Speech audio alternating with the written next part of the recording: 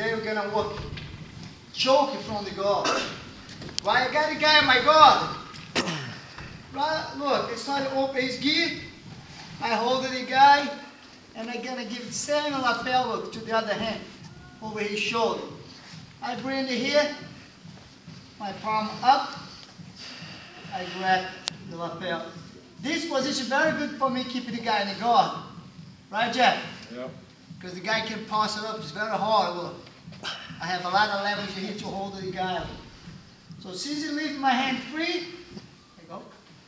My thumb, look. Boom, I got the choke. When I have the choke, I pull this collar, look. I choke the guy. So I got the guy in my guard. Just loose and just hold him, look. Go over, and then give it to the other hand. Look, I have a hammer here.